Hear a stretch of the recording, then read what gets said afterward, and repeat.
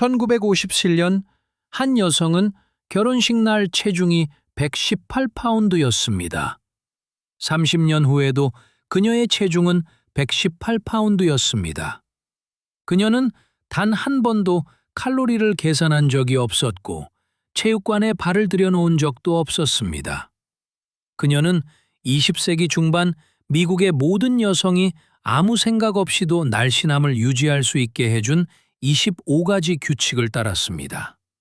이는 누군가 그녀에게 그렇게 하라고 지시했기 때문이 아니라 그녀가 살던 세상 자체가 살이 찌는 것을 거의 불가능하게 만들었기 때문입니다. 9인치 접시. 그녀의 저녁 식사 접시는 지름이 9인치였습니다. 지금 여러분의 찬장에 있는 접시는 아마 12인치일 것입니다. 피에스타웨어, 멜맥 멜라민 또는 자파점에서 산 호머 라플린 등 당시 미국의 표준 식기는 지름이 9인치였습니다. 1980년대에 이르러 접시는 10.5인치로 커졌습니다. 오늘날에는 12인치에 달하며 이는 거의 30%나 더 큰 크기입니다. 1960년대의 평균적인 저녁 접시는 약 800칼로리를 무리 없이 담을 수 있었습니다. 12인치가 된 지금 같은 접시에 1900칼로리가 담깁니다. 코넬 대학교의 연구에 따르면 12인치 접시에서 10인치 접시로 바꾸었을 때 음식 섭취량이 22% 감소했습니다. 뇌는 더 작은 표면적에 놓인 같은 양의 음식을 더 많다고 인식합니다. 그녀는 그 이면의 과학을 알지 못했고 알 필요도 없었습니다. 그녀에게는 자제력이 필요하지 않았습니다. 접시 자체가 자제력이었기 때문입니다. 찬장은 아무도 말하지 않는 다이어트 계획이었습니다. 하지만 접시가 작았음에도 불구하고 그녀는 접시를 2번 채우지 않았습니다. 언제, 얼마나 자주 먹는지에 대한 규칙은 접시 자체보다 훨씬 더 엄격했습니다. 하루 3끼, 간식은 금물, 아침, 저녁, 야식, 그 사이에는 아무것도 없었습니다. 그것이 규칙이었고 아무도 의문을 제기하지 않았습니다. 1953년 A&P 마트에는 간식 코너가 없었습니다. 그래놀라 바도 100칼로리 팩도 없었습니다. 식사 사이에 배가 고프다고 하는 아이에게는 기다리라고 했습니다. 식사 시간 사이에는 주방이 닫혀 있었습니다.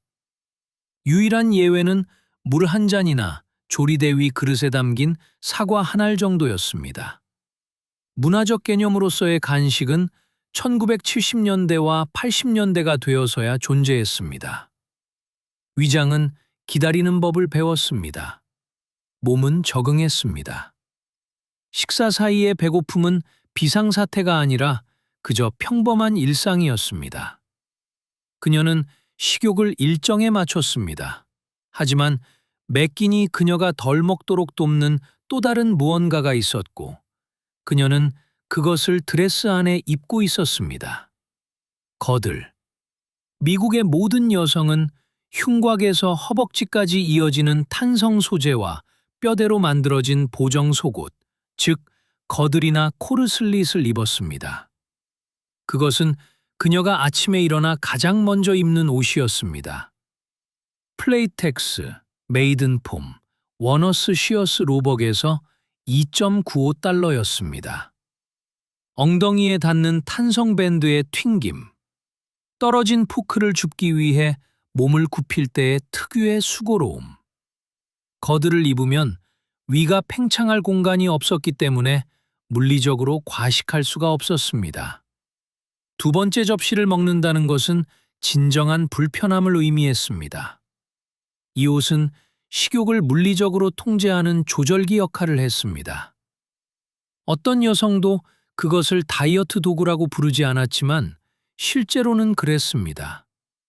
그녀는 그것을 제약이라고 생각하지 않았고 그저 옷을 입는 과정이라고 생각했습니다. 그리고 거들이 그녀가 먹는 양을 통제했던 것처럼 벽에 걸린 시계는 매일 밤 그녀가 식사를 완전히 끝내는 시간을 통제했습니다. 어부시 30분 저녁 식사, 여국시 30분 주방 마감. 저녁 식사는 정해진 시간이 있었으며 대부분의 미국 가정에서는 보통 어북시 30분이었습니다. 아버지가 퇴근하고 아이들이 씻고 식탁이 차려졌습니다. 예외는 없었습니다. 주방 벽에 걸린 선빔시계, 차가 진입로로 들어오는 소리. 식전 기도를 마치고 식사하는데 15분. 여북시까지 접시를 치우고 여국시 30분까지 주방 청소를 마쳤습니다. 구북시에 음식을 다시 데우는 일도, 늦은 밤 냉장고를 뒤지는 일도 없었습니다.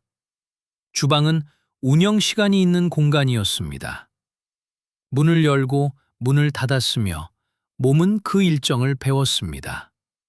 벽에 걸린 시계는 지금까지 고안된 가장 효과적인 간헐적 단식 프로그램이었습니다.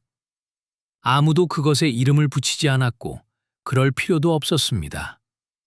그리고 매일 아침 그녀가 아래층으로 내려왔을 때 맞이한 음료 역시 그 일정만큼이나 군더더기가 없었습니다. 퍼콜레이터로 내린 블랙커피. 그녀는 커피를 블랙으로 마시거나 크림을 약간 넣어 마셨습니다. 설탕도 향료도 휘핑크림도 없었습니다. 맥스웰 하우스, 폴저스 또는 저녁 식사 후 라면 쌍칼을 마셨습니다. 1952년 커피는 1파운드에 37센트였습니다. 뒷불에 올려진 파이렉스 퍼콜레이터. 보글보글 끓기 시작하는 소리. 검은색 도자기 머그잔. 우유 배달부가 현관에 두고 간 유리병에서 따른 크림 1티스푼 정도. 제로 칼로리. 현대 커피 전문점의 음료는 평균 450칼로리입니다. 플라스틱 뚜껑이 덮인 종이컵에 담긴 한 끼 식사나 다름없습니다. 그녀는 잠을 깨기 위해 커피를 마셨지 디저트로 마시지 않았습니다.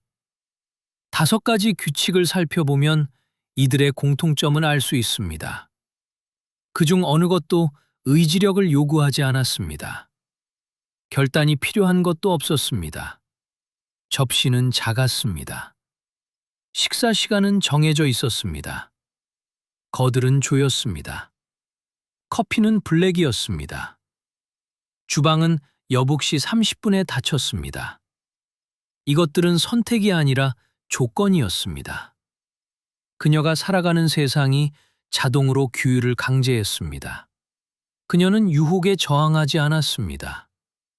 유혹이 아직 산업적 규모로 제조되지 않았기 때문입니다. 그리고 그녀가 단 것을 찾을 때조차도 그것은 오늘날 진열대에 있는 그 어떤 것보다 작았습니다. 유곤스 및 트리비온스 코카콜라. 1955년 코카콜라 한 병은 6.5온스였습니다. 일상적인 습관이나 음료가 아닌 특별한 간식이었습니다. 약국의 빨간 자판기에서 5센트를 주고 뽑았습니다. 손에 쥐어지는 차가운 곡선형 유리병. 그녀는 토요일 오후 쇼핑을 마친 후 한 병을 마셨습니다. 딱 한 병. 그것이 1886년부터 1959년까지의 표준 크기였습니다. 현대 편의점의 파운틴 컵은 44온스를 담습니다. 한 번의 제공량에 그녀가 마시던 병에 거의 7배가 들어가는 셈입니다. 차이는 의지력이 아니라 용기의 크기입니다. 그녀는 거절할 필요가 없었습니다. 아무도 그녀가 7배나 더 마시도록 유도하는 방법을 아직 알아내지 못했기 때문입니다. 하지만 단 것을 마셨을 때조차도 그녀는 집에 도착하기 전에 그것을 다 소모했습니다. 집으로 가는 다른 방법이 없었기 때문입니다. 그녀는 상점까지 걸어갔습니다. 대부분의 가정에는 차가 한 대뿐이었습니다. 남편이 차를 몰고 출근했습니다. 여성은 A&P 마트까지 1마일을 걸어갔고 다시 1마일을 걸어 돌아왔습니다. 양손에 든 2개의 종이봉투. 드라이브 스루도 도로변 픽업도 배달 앱도 없었습니다. 그녀는 갈색 종이봉투에 3파운드짜리 구이용 고기를 담아 정육점까지 걸어갔다 왔습니다. 아스피린을 사러 약국까지 걸어갔습니다. 아이들을 학교까지 걸어서 데려다 주었습니다. 하루에 3도 5마일을 매일 걸었지만 그것을 운동이라고 부르지 않았습니다. 그녀에게는 헬스장 회원권이 없었습니다. 그녀가 가진 것은 단화 한 켤레와 인도뿐이었습니다. 그리고 그 걷기를 마치고 돌아와 아침 식사를 위해 자리에 앉았을 때 그녀가 가장 먼저 손을 뻗은 것은 시리얼 상자가 아니었습니다. 아침 식사 전 자몽 반 개. 매일 아침 식사 때마다 자몽 반 개에 설탕을 한 꼬집 뿌려 톱니 모양의 숟가락으로 떠먹었습니다. 이것은 미국 아침 식사의 비공식적인 첫 번째 코스였습니다. 플로리다산 선키스트 자몽, 한 개에 10센트.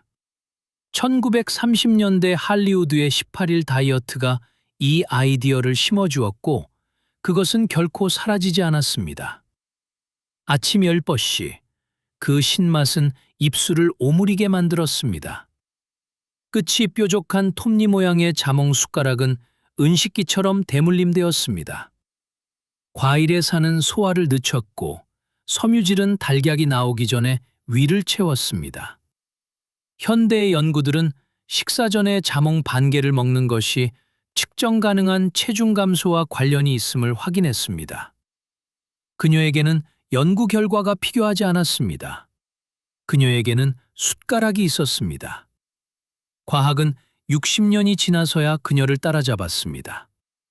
상추잎 위에 코티지 치즈, 보편적인 여성들의 점심 식사, 양상추 한 장 위에 코티지 치즈 한 스쿱, 그 옆에 통조림 복숭아 반 개가 곁들여지기도 했습니다. 그것이 식사였습니다. 브레이크스톤스 코티지 치즈, 보든스, 1파인트에 15센트. 울러스의 런치 카운터 주문. 아삭하고 옅은 색의 입 위에 놓인 차갑고 하얀 치즈 덩어리. 곁들여진 크래커 몇 조각. 어쩌면 버터밀크 한 잔. 총 칼로리 220. 총 비용 30센트. 잡지들은 이 조합을 너무 자주 실어서 이것은 몸매를 관리하는 여성의 기본 이미지가 되었습니다. 맥콜스, 레이디스 홈 저널, 굿 하우스키핑, 몸매 관리. 그것이 그들이 쓰는 표현이었습니다. 다이어트나 제한이 아니라 지켜보는 것이었습니다. 그것은 고통이 아니라 경계를 의미했습니다. 그녀는 자신이 먹는 것을 지켜보았지만 그만큼 중요했던 것은 접시에 올릴 수 있는 고기의 양이 얼마나 적은가 하는 것이었습니다. 고기는 중심이 아니라 포인트였습니다. 1950년대 가정의 고기 1인분은 3토 4온스였습니다. 접시의 나머지는 감자, 채소, 빵으로 채워졌습니다. 단백질은 식탁에서 가장 비싼 품목이었습니다. 척팥 로스트는 1파운드에 33센트였습니다. 티본 스테이크는 1.09달러로 평범한 화요일이 아닌 사치스러운 날에나 먹는 것이었습니다. 1951년 평균 가구 소득은 3,700달러였습니다. 가족들은 소득의 22%를 식비로 지출했습니다. 고기는 늘려서 먹었습니다. 미트로프의 3분의 1은 빵가루와 귀리였습니다. 캐서롤은 참치 통조림 하나로 5명을 먹였습니다. 스튜는 1파운드의 척 로스트를 6그릇으로 나누었습니다. 그녀가 단백질을 적게 먹은 것은 다이어트 책이 그렇게 하라고 해서가 아니라 예산이 그렇게 하라고 했기 때문입니다. 결핍은 풍요가 결코 대체할 수 없는 규율을 가르쳤습니다. 10가지 규칙을 깊이 살펴보면 그중 어느 것도 영양사나 의사, 잡지 광고에서 나온 것이 아닙니다. 그것들은 돈이 제한되어 있고 1인분의 양이 현실적이며 그 중심에 있는 여성이 $1라도 허투루 쓰지 않아야 했던 가정의 경제학에서 비롯되었습니다. 이것들은 미용 비결이 아니라 생존 전략이었습니다. 그리고 우연히도 20세기 미국 여성 중 가장 날씬한 세대를 만들어냈습니다. 1960년 미국의 비만율은 약 13%였습니다. 오늘날에는 40%가 넘습니다. 작은 냉장고. 1955년 평균 냉장고 크기는 8-9세 제곱피트였습니다. 오늘날에는 25세 제곱피트입니다. 그녀는 음식을 보관할 곳이 없었기 때문에 비축할 수 없었습니다. 제너럴 일렉트릭의 모니터 탑, 크롬 손잡이가 달린 프리지데어, $250에서 $400 사이로 주요 가전제품이었습니다. 내부는 한눈에 모든 것을 볼 수 있을 만큼 작았습니다. 잊혀진 남은 음식도 뒤쪽에 파묻힌 정체불명의 용기도 없었습니다. 그녀는 필요한 것을 사기 위해 일주일에 2-3번 장을 보았습니다. 상할 때까지 오래 방치되는 것은 없었습니다. 아무것도 쌓이지 않았습니다. 작은 냉장고는 작은 접시가 1인분의 양을 강제했던 것처럼 신선함을 강제했습니다. 공간이 적다는 것은 낭비도 유혹도 그리고 그날 밤 요리할 중요한 것을 제외한 모든 것이 적다는 것을 의미했습니다. 그리고 그 작은 냉장고에 들어가는 것은 그녀가 다양성을 선택해서가 아니라 식료품점이 다른 선택지를 주지 않았기 때문에 달마다 바뀌었습니다. 제철 음식 먹기. 그녀는 구할 수 있는 것을 먹었습니다. 6월에는 딸기, 8월에는 옥수수, 10월에는 사과. 그게 전부였습니다. 1월에 온실 토마토는 없었습니다. 2월에 칠레산 블루베리도 없었습니다. A&P 마트의 농산물 코너는 작았고 달력에 따라 바뀌었습니다. 제철 사과는 1파운드에 평균 9센트였습니다. 제철이 아닐 때는 아예 존재하지 않았습니다. 그녀는 9월에 녹두를 통조림으로 만들었습니다. 7월에는 복숭아를 저장했습니다. 가을에는 사과 소스를 만들었습니다. 그녀의 몸은 땅이 생산할 때 생산하는 것을 먹으며 한 해를 보냈습니다. 그녀에게는 제철 음식을 먹는 것의 이점을 설명해 줄 영양사가 필요하지 않았습니다. 달력이 곧 영양사였습니다. 1인분. 숟가락은 한 번만 돌아갔습니다. 저녁 식사는 난로에서 바로 제공되거나 식탁 중앙의 단일 접시에서 제공되었습니다. 서빙 스푼은 한 번만 돌아갔습니다. 각자 덜어간 것이 전부였습니다. 그것이 저녁 식사였습니다. 미트로프 한 조각, 구운 감자, 당근과 녹두 약간, 우유 한 잔. 아버지가 2번째 접시를 요구하는 일은 드물었습니다. 더 달라고 하는 아이에게는 물을 마시라고 했습니다. 무제한 리필이라는 개념은 개인 주방에 존재하지 않았습니다. 그것은 나중에 식당들이 고객에게 이득을 보는 것처럼 느끼게 하기 위해 발명한 것입니다. 충분하다는 명확한 정의를 가진 단어였습니다. 그것은 접시가 비워지고 위장이 잠잠해졌다는 것을 의미했으며 그 이상은 아니었습니다. 최근에 몇 가지 규칙에서 무슨 일이 일어났는지 생각해 보십시오. 냉장고가 작아서 음식을 비축할 수 없었습니다. 계절이 메뉴를 결정했기 때문에 항상 모든 것을 먹을 수는 없었습니다. 서빙 스푼은 한 번만 돌아갔기 때문에 더 먹을 수 없었습니다. 3가지 개별적인 제약, 3가지 다른 메커니즘이 모두 같은 목적지에 도달했습니다. 바로 필요한 만큼만 먹고 그 이상은 먹지 않는 여성이었습니다. 이제 그것을 오늘 밤과 비교해 보십시오. 냉장고는 옷장만 합니다. 12월에도 딸기를 구할 수 있습니다. 체인 레스토랑의 1인분 양은 그녀의 온 가족이 한 끼에 먹었던 양을 초과합니다. 모든 제약이 제거되었습니다. 모든 경계가 지워졌습니다. 그리고 경계를 허물어버린 바로 그 문화가 과식하는 여성을 보며 그것을 개인의 실패라고 부릅니다. 그것은 결코 개인적인 문제가 아니었습니다. 그것은 구조적인 문제였습니다. 구조가 바뀌었을 뿐 생물학은 바뀌지 않았습니다. 식품산업은 20세기 후반을 인간의 의지력으로는 도저히 이길 수 없는 환경을 설계하는 데 보냈습니다. 그들은 음식을 더 저렴하게 만들었습니다. 1인분의 양을 더 크게 만들었습니다. 설탕을 보이지 않게 만들었습니다. 지방을 어디에나 있게 만들었습니다. 식사를 정해진 장소나 시간 없이 24시간 내내 할 수 있는 활동으로 만들었습니다. 그들은 존재했던 모든 안전장치를 제거한 다음 그 안전장치를 소매가로 다시 팔기 위해 4천억 달러 규모의 다이어트 산업을 구축했습니다. 그것을 명확히 볼 때 그 잔인함은 숨이 막힐 정도입니다. 먼저 시스템을 망가뜨린 다음 수리법을 팝니다. 그녀는 안전장치를 살 필요가 없었습니다. 그녀는 그 안에서 태어났습니다. 주방의 벽, 예산의 한계, 이웃의 기대, 계절의 리듬, 접시의 크기, 시계의 시간. 이것들은 그녀가 분개했던 제약이 아니라 한 번도 의문을 제기할 생각조차 하지 않았던 조건들이었습니다.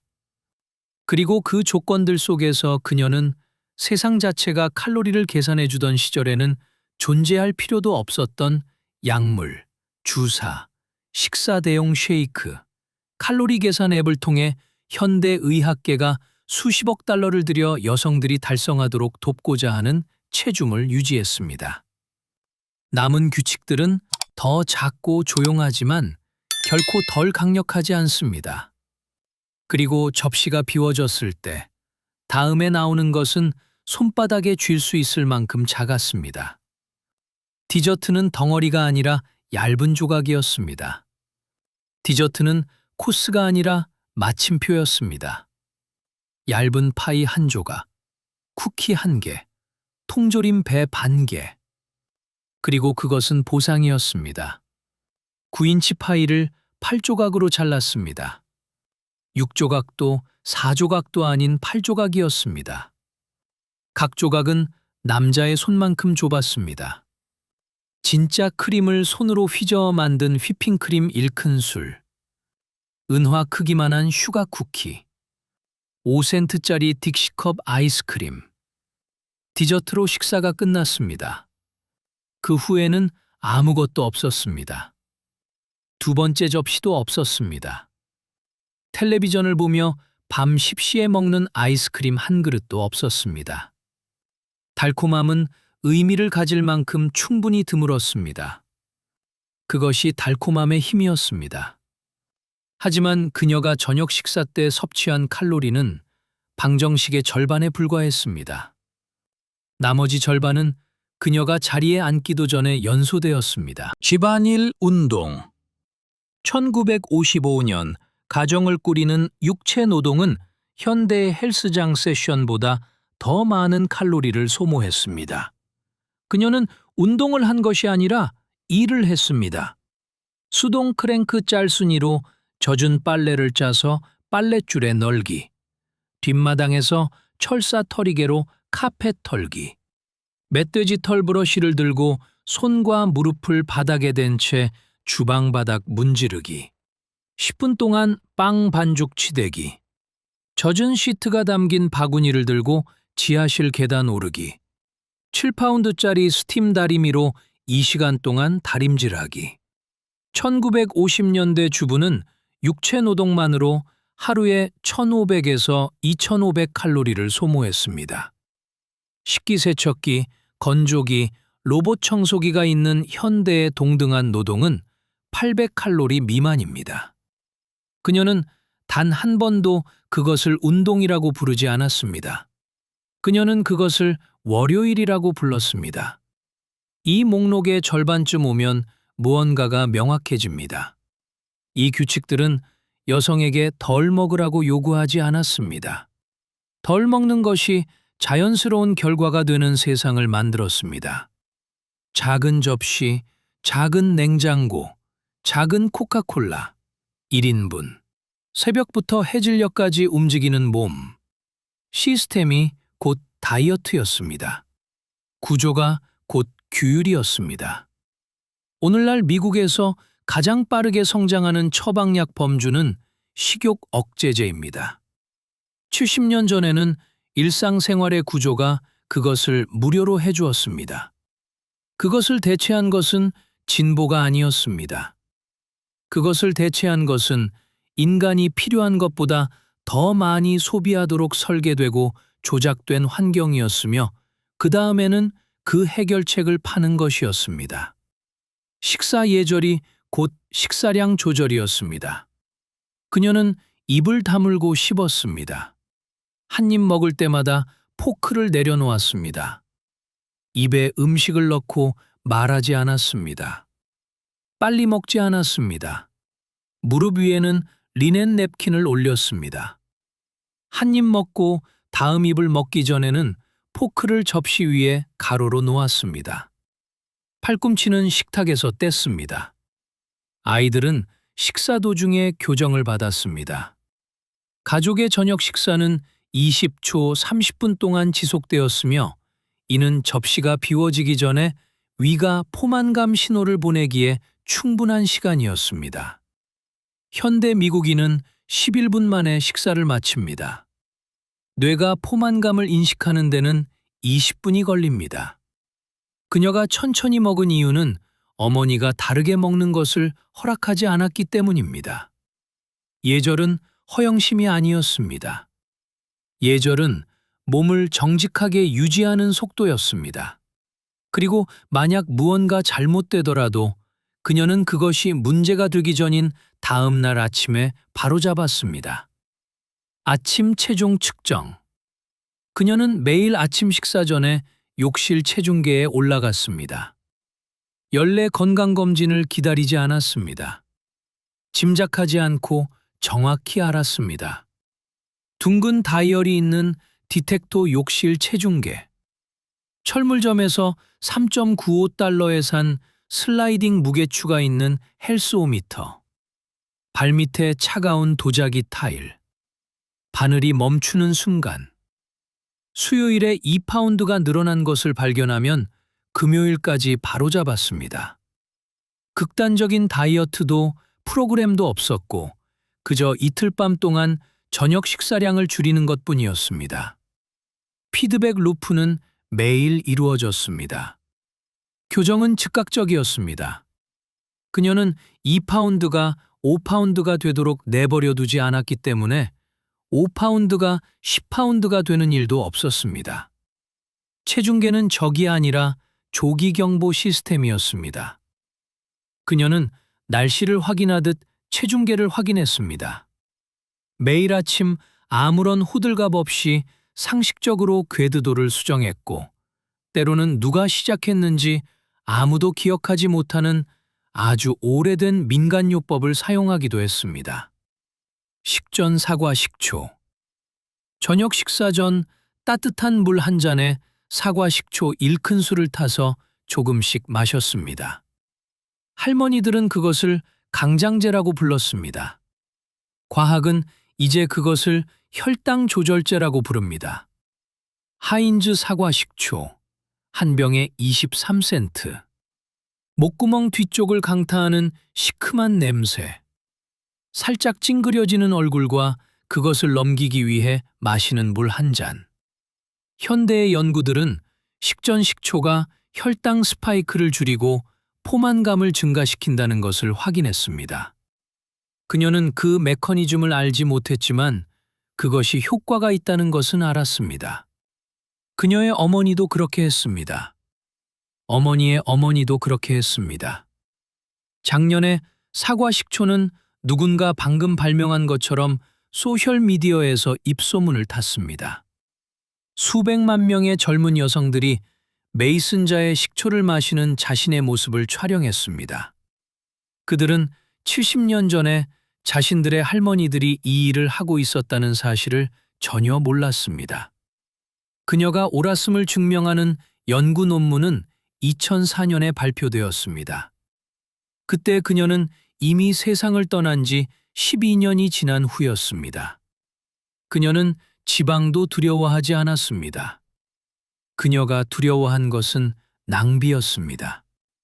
그리고 지방과의 그러한 관계는 그 어떤 저지방 라벨보다 그녀를 더 날씬하게 유지해 주었습니다. 진짜 버터와 라드, 하지만 아주 적은 양. 그녀는 버터와 라드, 즉 진짜 지방이자 동물성 지방으로 요리했습니다. 현대의 레시피가 4분의 1컵을 요구하는 곳에 그녀는 1큰술을 사용했습니다.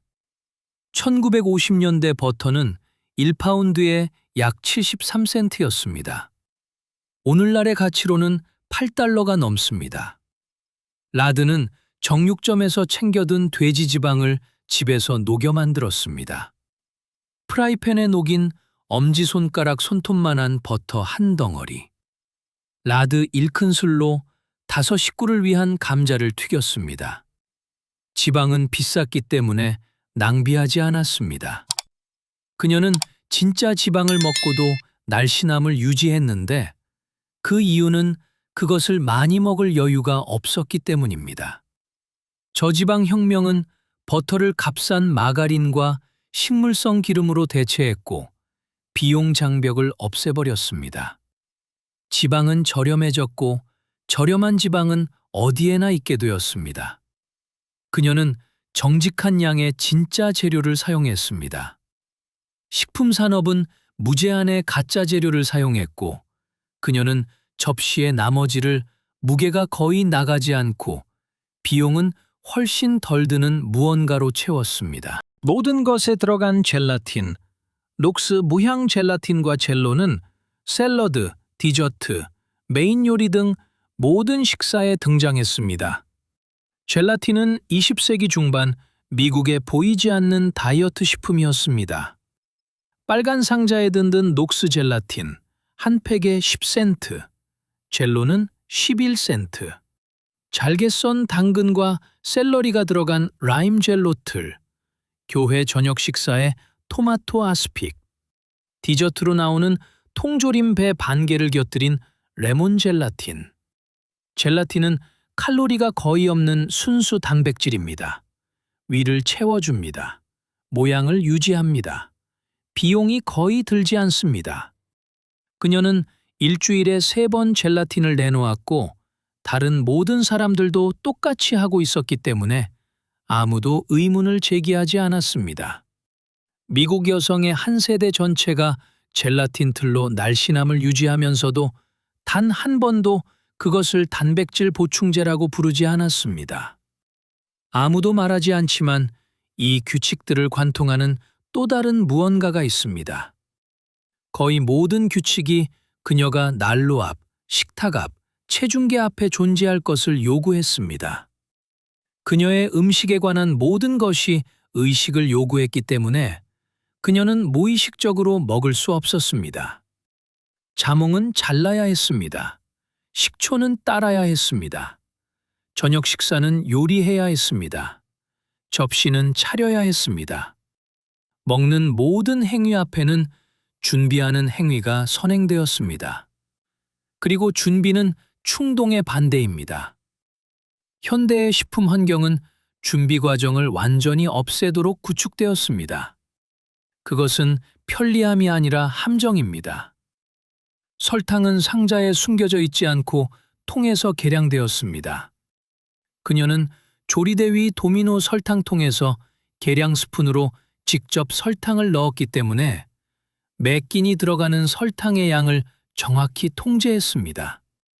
1952년 설탕은 5파운드에 43센트였습니다. 도미노 상자의 설탕을 양철 뚜껑이 달린 도자기통에 부어 넣었습니다. 파이 껍질에 2티스푼, 오트밀에 1티스푼, 일요일용 케이크의 4분의 1컵. 그녀는 모든 알갱이를 직접 계량했기 때문에 들어가는 모든 알갱이를 알았습니다. 현대 미국인은 하루 평균 77g의 첨가당을 소비합니다. 그중 상당수는 보이지 않게 빵, 스파게티 소스, 샐러드 드레싱, 요구르트, 땅콩버터에 숨어 있습니다. 그녀가 소비한 양은 그 일부에 불과했는데 이는 그녀가 설탕을 피해서가 아니라 설탕이 그녀에게서 숨을 수 없었기 때문입니다. 그녀는 반설탕주의자가 아니라 문지기였습니다. 그리고 문지기가 공장으로 대체되었을 때 아무도 문을 지키지 않았습니다. 그녀는 음식에 들어가는 것을 통제했습니다. 그녀는 또한 음식을 먹는 장소도 통제했습니다. 차 안에서 먹지 않기, 소파에서 먹지 않기. 음식은 식탁에 앉아 은식기를 사용하여 먹었습니다. 다른 선택지도 다른 장소도 없었습니다. 1957년 스완슨 TV 디너의 가격은 75센트였습니다. 심지어 그것조차도 TV 트레이에 똑바로 앉아 포크로 먹었습니다. 동네 식당에는 드라이브스루 창구가 없었습니다. 맥도날드는 1960년대 후반까지 실내 좌석이 없었습니다. 차 안에는 먹을 것이 없었기 때문에 차 안에서 먹지 않았습니다. 어머니가 허락하지 않았기 때문에 소파에서 먹지 않았습니다. 음식에는 자리가 있었고 그 자리는 식탁이었습니다. 음식을 식탁에서 치우면 음식을 둘러싼 인식도 사라집니다. 그녀는 마음챙김 식사를 실천한 것이 아니라 그저 다른 곳에서는 먹을 데가 없었을 뿐입니다. 그리고 하루의 첫 끼니도 예외는 아니었습니다. 그것은 이벤트가 아니라 출발이었습니다. 아침 식사는 작고 기능적이었습니다. 아침 식사는 만찬이 아니라 연료였습니다. 토스트와 커피, 오트밀, 삶은 달걀, 자몽 반 개, 마른 토스트 한 조각, 10분 만에 끝났습니다. 조리대 토스터에서 구운 토스트 2조각, 버터 1조각, 퍼콜레이터에서 내린 블랙커피 1잔. 어쩌면 도자기 달걀컵에 담긴 반숙 달걀과 소금 4분의 1티스푼. 총 칼로리 250, 총 시간 8분. 그녀는 아이들에게 18센트짜리 켈로그 콘플레이크 한 상자와 우유 한 잔을 먹여 학교에 보냈습니다. 아침 식사는 오락이 아니라 출발이었습니다. 하루의 첫 끼니는 앉아있기 위해서가 아니라 일하기 위해 몸을 준비시켰습니다. 그녀는 하루를 시작하기 위해 먹었습니다. 하루가 먹는 것으로 시작되지 않았으며 그 동일한 효율성은 일주일 내내 이어졌습니다. 6일 밤은 소박했습니다. 단 하루만이 좋은 보자기를 꺼낼 가치가 있었습니다. 일요일은 만찬이었습니다. 다른 모든 밤은 소박했습니다. 일주일에 6번의 저녁 식사는 팥노스트, 수프, 캐서롤, 남은 음식 등 간단했습니다. 7번째 날은 이벤트였습니다. 구운 닭고기, 으깬 감자, 그레이비, 파이, 손님. 월요일의 로스트는 화요일의 해시가 되었습니다. 화요일의 해시는 수요일의 수프가 되었습니다. 목요일에는 10센트짜리 캠벨 양송이 크림 통조림을 넣은 참치 캐서롤. 금요일에는 계란 프라이와 토스트. 토요일은 일요일 장 보기 전에 냉장고에서 남은 음식을 비우는 날이었습니다. 그리고 일요일, 하얀 식탁보, 좋은 도자기, 구운 가금류, 창턱에서 식어가는 파이.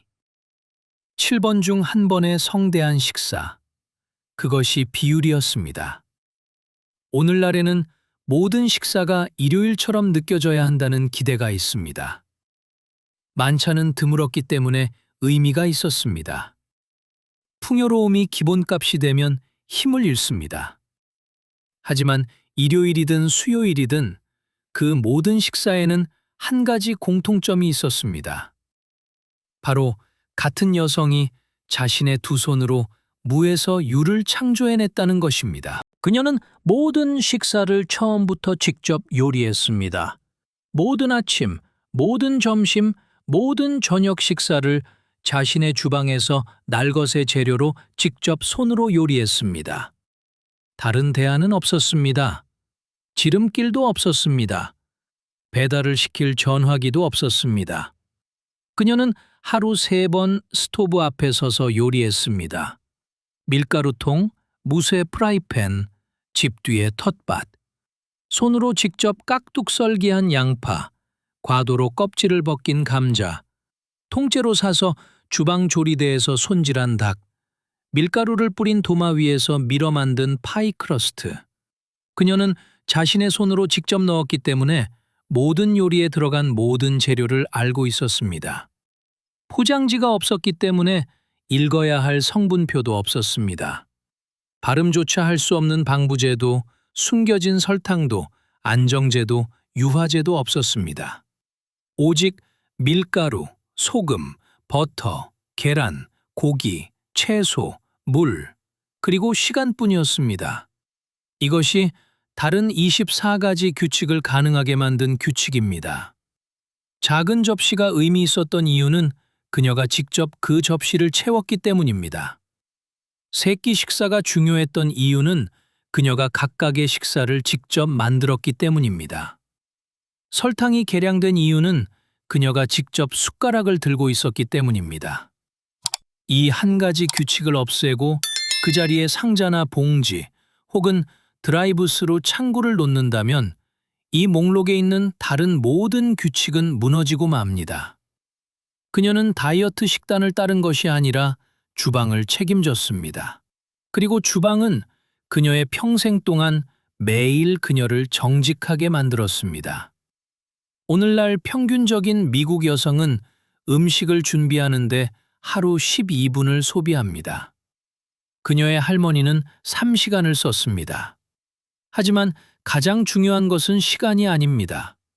가족이 먹는 모든 음식에 여성의 손길이 닿았다는 사실입니다.